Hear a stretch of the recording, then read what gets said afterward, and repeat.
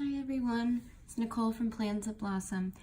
I'm here today because I wanted to go through some of the Faber Castell Pitt Artist pen nib sizes. A lot of people are very familiar with the straight writing set and then the brush, but there are actually 11 different sizes, and I kind of wanted to walk you through them today so you can see how they work and see where they can be applied. I'm starting with the extra superfine. Until it's a very small point. I like to use it for writing and details. It's really great for pretty much everything. It's got a really nice quality if you wanted to write in cursive too. It's just, they're so versatile.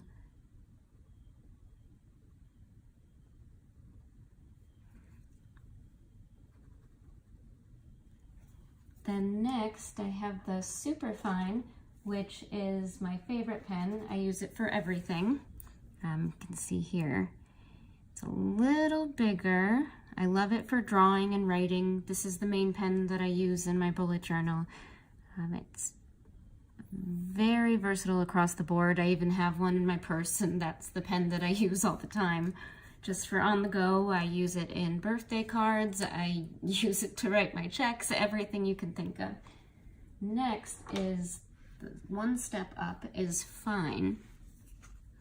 And this I really like to use when I'm making headers and when I'm doing basically any titles. It's a little stronger than the Superfine, which I really like. So it's similar but different enough, if that makes any sense. I really enjoy using the two of them together. And then next up we have the medium. It's the bigger one of the four. This is another one that I like to use for headers as well. It's great for writing, great for drawing, great for any line work really. And if you are an illustrator, it's great to get different values in your shading. If you're into stippling or cross-hatching, that's excellent. The most popular of the Pitt Artist pens probably be the next one, which is the brush. These come in so many colors. It's a really great pen. It's stiff without being too flimsy, which is something that I need for brush lettering because I would consider myself to be a novice brush letterer, so I like something with a little more control. You can see I'll make this a little bigger. It's really easy to maneuver and manipulate. It's one of my favorites, and the colors that they come in are just amazing. You can tell just by applying more pressure how you can get different values. And if I'm just a little gentle, I can get really small as well. This is probably the reason this is their most popular pen. The next one is the soft brush, which I would liken to a paintbrush. It's very artistic. It's very incredible if you want to use it for sketching or drawing or even just inking any of your projects, because if you can tell, it looks just like the brush, but it's actually very soft. And you can see the differences, how you can get very thick and very thin, and it has a lot of flexibility. So if you're trying to shade something or trying to give something hair, it's really, really great. It gives that painterly look. The next one is the Calligraphy pen, which is a lot of fun.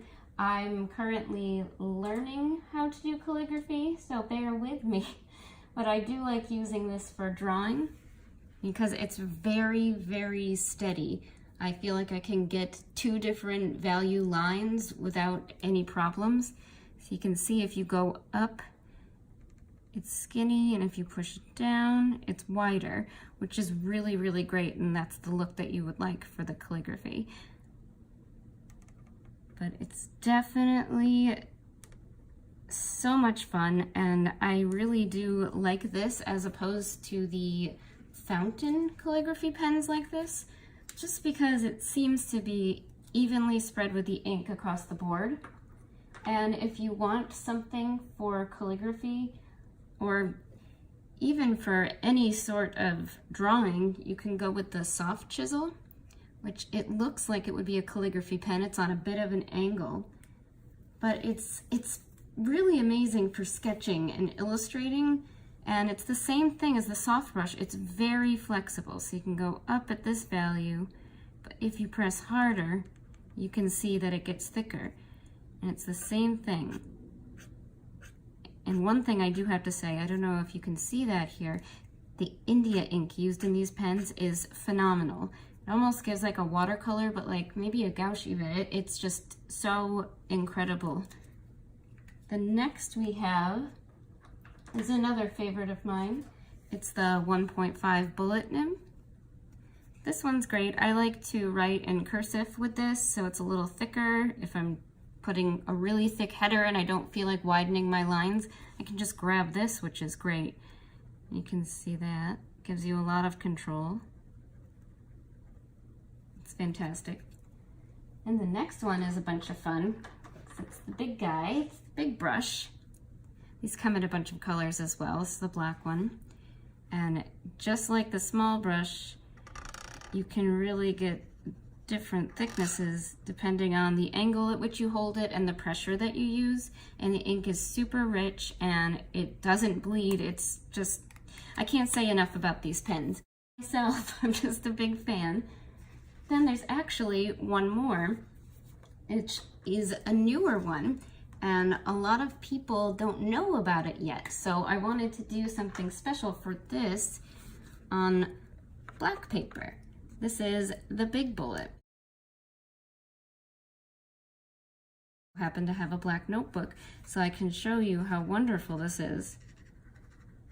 I can't tell you how fun it is as an illustrator myself, just to have a different way of drawing or a different way of writing. It really makes the color pop, and it's so much different than using a gel pen. It's like you have control. It's just using a marker on paper, but it's in reverse. It's really amazing, and you get a lot of different values. So if you want it to be a little see-through, you can just kind of go over it once. If you want it to be completely covered, you can go over it twice.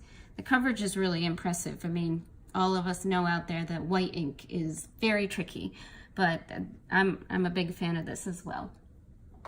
So that is all 11 nibs. I bet you didn't know that there were this many.